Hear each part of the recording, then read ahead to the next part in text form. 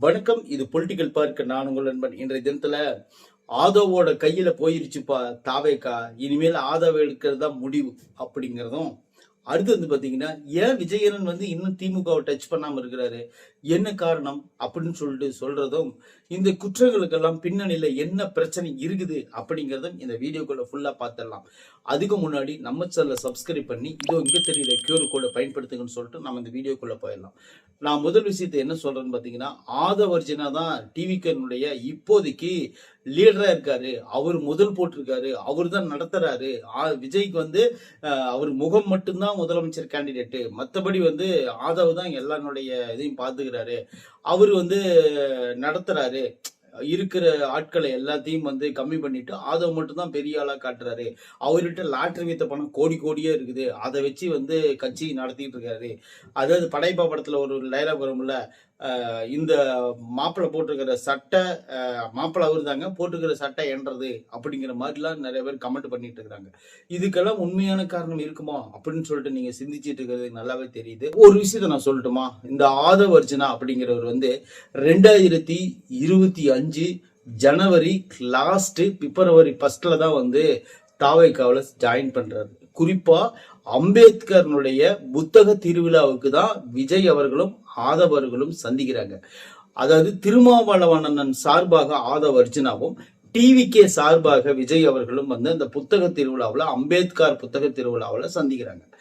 இந்த இடத்துல மட்டும்தான் ஆதவனா யாரு, அவர் எங்கிருந்து வந்தாரு, விசிகேவில் இருக்கிறாரு, அவர் விஜயனோட சரிசமமா உட்கார்றாரு. அதுக்கு அப்புறம் தான் ஆதவனா நம்மளுக்கு யாருன்னே தெரியும். குறிப்பா இன்னும் சொல்ல போனோம்னா, ஆதவர்ஜினா அப்படிங்கிறவர் இந்த மேடைகள்ல விஜயனன் கூட பேசும்போதுதான் ஆதவர்ஜினா இவரா அப்படின்னு தெரியும். அதுக்கப்புறம் தான் மார்ட்டினுடைய மருமகனா அப்படின்னு தெரியும். அதுக்கு அப்புறம் தான் ஆதவர்ஜினா விஜயனனுக்கு சப்போர்ட் பண்றாரா அப்படின்னு தெரியும். இப்ப என்ன கதைன்னு பாத்தீங்கன்னா, விஜயனன் கட்சி ஆரம்பிச்சது 2024 பிப்ரவரி 2 ஆதவர்ஜினா ஜாயின் பண்ணது 2025 பிப்ரவரி மாசம், ஜனவரி லாஸ்ட் பிப்ரவரி. அதாவது ஒரு வருஷத்துக்கு அப்புறம் தான் இவர் ஜாயின் பண்றார். சோ ஆதவர்ஜினா வச்சு விஜயனன் கட்சி ஆரம்பிக்கல. ஃபர்ஸ்ட் அது தெரிஞ்சுக்கங்க. விஜயனன் கட்சி ஆரம்பிச்சது வேற யாரை நம்பியும் அல்ல, விஜயனன் அப்படிங்கிற ஒரு முகத்தை வச்சுதான் ஆரம்பிச்சார்.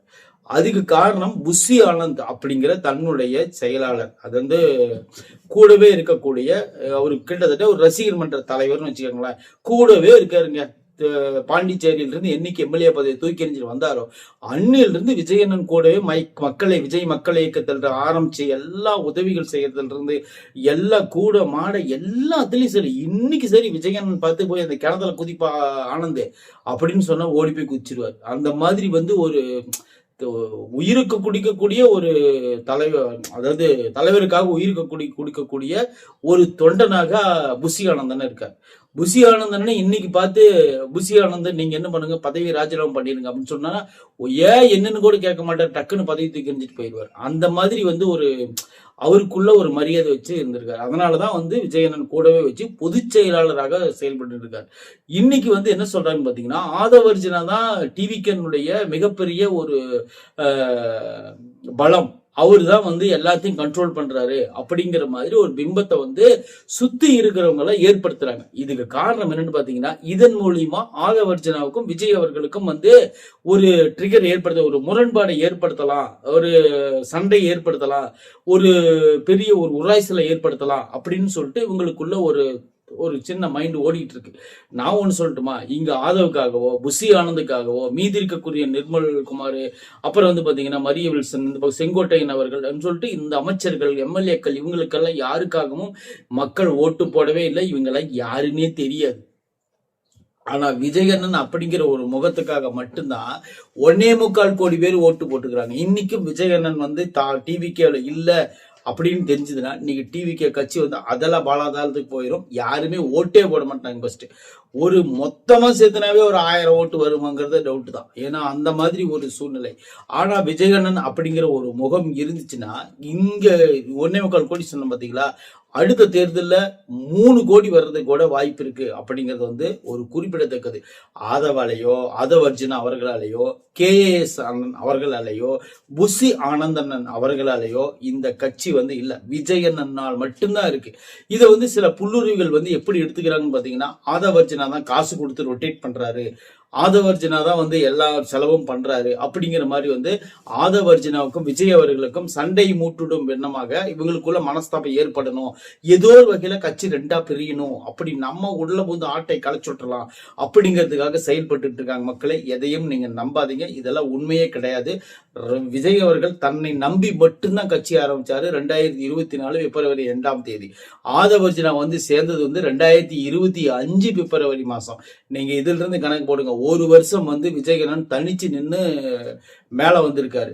ஆதவர்ஜுனா வந்ததுக்கு அப்புறம் தான் கட்சி வந்து பயங்கரமா பில்டப் ஆன மாதிரியும் அப்படியெல்லாம் இவங்க வந்து பரப்பிட்டு இருக்காங்க. இதெல்லாம் எதுக்குன்னு பாத்தீங்கன்னா, இவங்க 2 பேத்துக்குள்ள சண்டை மூட்டுறதுதான். அவங்க 2 பேரும் என்னைக்கு ஒற்றுமையா தான் இருக்காங்க. இந்த விஷயத்தை புரிஞ்சிக்காம அவரும் இல்ல இவரும் இல்ல, 2 பேரும் வந்து மெச்சூரிட்டியான ஆளுங்க தான். அதை பத்தி ஒன்றும் கவலையே கிடையாது. ஏன்னா 2 பேரும் ஒற்றுமையா இருந்தா மக்களுக்கு பிடிக்காது இல்ல, அவங்க 2 எப்படா பிரிச்சு விடுறது அப்படிங்கிற மாதிரி இவங்களுக்குள்ள பேசிட்டு இருப்பாங்களா, அந்த கதை தான் இங்க நடந்துட்டு இருக்கு.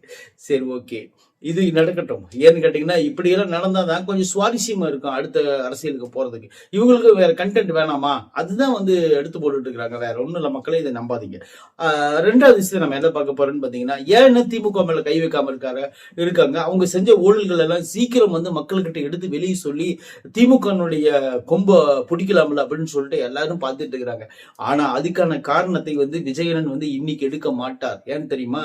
இன்னைக்கு வந்து எடுக்கணும்னு பாத்தீங்கன்னா, திமுக கூட்டணியில் இருந்த அந்த 8 பேரும் வந்து இன்னைக்கு வந்து இங்க இருக்காங்க. எங்க இருக்காங்க பாத்தீங்கன்னா, வெளியில இருந்து ஆதரவு கொடுக்குறேன் அப்படிங்கிறதுக்காக உள்ள வந்திருக்காங்க. இதுல வந்து 4 சீட்டு மட்டும் தான் கன்ஃபார்மா இருக்கு நம்ம கிட்ட. யாருன்னு பாத்தீங்கன்னா, அண்ணன் திருமாவளவன் 2 சீட்டும், முஸ்லிம் லீக் 2 சீட்டும், மொத்தம் 4 சீட்டு தான் விஜயன் கிட்ட கன்ஃபார்மா இருக்கு. மீதி இருக்க கம்யூனிஸ்ட் 4 சீட்டும் வந்து அது வெளியில இருந்தா நம்மளுக்கு ஆதரவு கொடுத்துட்டு இருக்காங்க. சோ நம்ம இப்ப என்ன சொல்ல வரேன்னு பாத்தீங்கன்னா, இந்த இடைத்தேர்தல் வருது பாத்தீங்களா, இங்க வந்து மொத்தம் 4 தொகுதிகள் வந்து வெளியிடப்பட்டது, அதாவது ராஜினாமா செய்யப்பட்டது. இப்போ மீண்டும் வந்து விஜயபாஸ்கர் ராஜினாமா பண்ணிருக்காரு. 5 ஆச்சா, திருச்சி கிழக்கு 1 6 ஆச்சா, அவருடைய எய்மே இன்னும் ஒரு 4 10 தொகுதிகள், இன்னும் 4 பேர் வெளியே வருவாங்க. அதிமுகவில் இருந்தோ வேறு கட்சிகள் இருந்தோ வரக்கு வாய்ப்பு இருக்கு. அவங்க எல்லாம் வந்தாங்கன்னா டோட்டலா மொத்தம் ஒரு 10 தொகுதியில் இடைத்தேர்தல் நடக்கும்ங்கிறது எந்த மாற்று கருத்தும் கிடையாது. இந்த 10 தொகுதியும் வந்து விஜயண்ணன் கையில வந்து கிடைச்சிச்சுன்னா பெரும்பான்மை ஆயிடுவார். பெரும்பான்மை ஆனதுக்கு அப்புறம் அவர் ஆட்டம் வேற மாதிரி இருக்கும், கண்டிப்பா சொல்றேன். இப்ப அமைதியா இருக்காருங்கிறதுக்காக சும்மா நோண்டி பார்க்காதீங்க. ஆனா விஜயண்ணன் வந்து ஒரு ஸ்டெப்போடு தான் இருக்காரு. அவர் என்னைக்கிடா நம்ம எல்லாம் பெரும்பான்மையோட ஜெயிச்சு மேல வந்து இவனுங்க வச்சு செய்யலாம் அப்படிங்கிற ஐடியாவில் தான் இருக்காரு தவிர, கோபத்துக்கு எல்லாத்தையும் அடக்கிக்கிட்டு வெங்கிடா வர்றான்னு சொல்லிட்டு அப்படியே வந்து மென்னு பார்த்துக்கிட்டு இருக்கிறாரு. என்னடா பண்றது, நம்ம இந்த டைம்ல வந்து ஏதாவது ஒரு ஸ்டெப் எடுக்க போய் இவங்க சுத்தி இருக்கிறவங்க கோவிச்சுக்கிட்டா என்ன பண்றது அப்படிங்கறதான் விஜயனோட மைண்ட்ல ஓடிட்டு இருக்க தவிர, ஸ்டெப் எடுக்க கூடாதுன்னு அவர் நினைக்கவே இல்லை. ஏன்னு கேட்டீங்கன்னா, இதுக்கு முன்னாடி செஞ்சவங்க எல்லாம் அந்த மாதிரி செஞ்சு வச்சுட்டு போயிட்டாங்க அப்படிங்கறதெல்லாம் உங்களுக்கு நல்லா தெரியும். இந்த பாட்டிலுக்கு 10 ரூபா வாங்கினாங்கல்ல, அவங்க நேற்று பேட்டி கொடுத்திருந்தாங்க, நீங்க பாத்தீங்களா இல்லையா?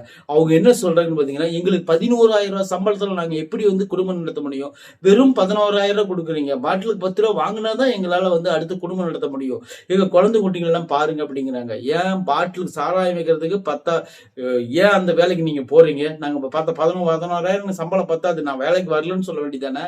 ஏன் போறீங்க? அது கேத்துக்கிட்டு தான் இந்த வருஷமா நீங்க பயணிச்சீங்க. 27 வருஷமா மதுபானம் வித்துட்டு இருக்காங்க தமிழ்நாட்டுல. இந்த 27 வருஷமா நாங்களுக்கு சம்பளம் கட்டுப்படி ஆகல அப்படின்னு சொல்லிட்டு நீங்க ஒரு நாள் கூட சொல்லலையே. ஏன் சொல்லல? மக்கள்கிட்ட இருந்து நீங்க பாட்டில விட அதிக காசு வச்சு வசூல் பண்ணி நீங்க அதுல கோடியா சம்பாரிச்சு கொள்ளையடிச்சு வச்சுக்கிறீங்க. அது வேற விஷயம்.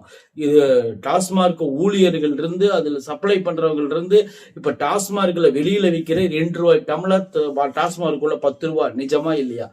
அதே மாதிரி வெளியே விற்கக்கூடிய 5 ரூபாய் சுண்டல் 10 ரூபாய் சுண்டல் டாஸ்மார்க்குள்ள 30 ரூபாய், உண்மையா இல்லையா?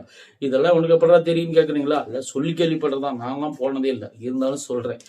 இந்த மாதிரி வந்து அவங்களுக்குள்ளேயே ஒரு பெரிய டீலிங் இருக்கு. இந்த பெரிய டீலிங் வந்து மக்களுக்கு, இந்த குடிகாரங்க இருக்கா, சாரி மது பிரியர்கள் இருக்கிறாங்களா, இவங்க கிட்ட இருந்து வந்து வசூல் பண்றதுதான் காரணம். இந்த இவ்வளவு காசை நீங்க வந்து கொள்ளையடிச்சு வச்சீங்க, இன்னைக்கு அதுக்கு எல்லாம் பிரேக் போட மாட்டியும் இன்னைக்கு வந்து அவங்க கொந்தளிக்கிறாங்க. இத்தனை நாள் நம்ம வாங்கிட்டு இருந்த கமிஷன் நின்று போச்சு, இனி என்ன பண்றது அப்படிங்கிறதுக்காக அவங்க இது பண்ணிட்டு இருக்காங்க. 11,000 சம்பளத்துக்கு ஒண்ணு யார் போக சொன்னது? எனக்கு கட்டுப்படி ஆகல, நான் வரலன்னு சொல்லிட்டேன். எல்லாரும் போகாதீங்க, யாரும் போகாதீங்க. டாஸ்மார்க் இழுத்து சாத்துட்டோம், எனக்கு வேற வேலை கொடு, நான் டாஸ்மார்க்கு போகல, 11,000 சம்பளம் எனக்கு பத்தாது, ஒரே வேலை முடிஞ்சு போச்சு, அவ்வளவுதான்.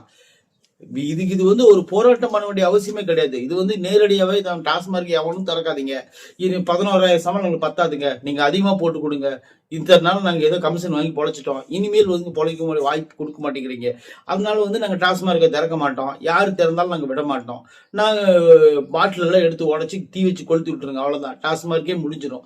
யாருமே அதை பத்தி நினைக்கவே மாட்டாங்க. தமிழ்நாட்டு பெண்களாவது நிம்மதியா இருந்துட்டு போதும். இந்த 11,000 சம்பளத்தை வாங்கிட்டு நீங்க ஏன் டாஸ்மார்க்ல போய் அப்படியே அல்லோல பட்டுக்கிட்டு இருக்கிறீங்க சொல்லுங்க அப்படின்னு சொல்லிதான் நம்ம சேனல் மூலியமா நான் அறிவுறுத்தினேன். ஒருவேளை சப்போஸ் எனக்கு சாராய ஊத்தியே பழகிட்டேன், நான் வந்து டாஸ்மார்க்ல தான் வேலை செஞ்சாகணும், வேற வழி இல்லை, அந்த 11,000 சம்பளம் எனக்கு போதும் அப்படின்னு நினைச்சீங்கன்னா நீங்க டாஸ்மார்க் ஓபன் பண்ணி செயல்படுங்க. ஆனா டாஸ்மார்க்னால எவ்வளவு சம்பாரிச்சிங்க அப்படிங்கறத ஃபர்ஸ்ட் நினைச்சு பாருங்க. 10 வருஷம் ஒருத்தர் டாஸ்மார்க்ல இருந்திருந்தானா அவன் கண்டிப்பா ஒரு பெரிய பில்டிங் கட்டி இருப்பாங்கிறது எந்த மாற்று கருத்தும் கிடையாது. அவன் கண்டிப்பா சொகுசுக்காரில் தான் போவான்.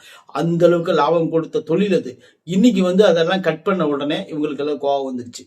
ஏன் இதுக்கு முன்னாடி 27 வருஷமா டாஸ்மார்க் வித்துட்டு இருந்தாங்க, அவங்க எல்லாம் எப்படி இந்த வருஷம் போராட்டம் பண்ணாம இந்த நடத்தினாங்க? அப்போ வந்து கமிஷன் வாங்கிட்டு இருந்தீங்க, அப்போ ஈஸியா இருந்துச்சு. இன்னைக்கு அவன் லஞ்சத்தை நிறுத்தினாங்க, அதனால உங்களுக்கு வந்து கோபம் வருது. இதுதான் விஷயம், வேற ஒண்ணும் கிடையாது.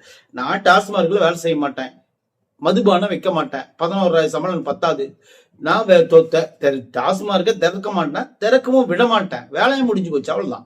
இதை வந்து ஒரு பெருசா ஒண்ணு நம்ம ஈஸியா கொண்டு போகலாம்.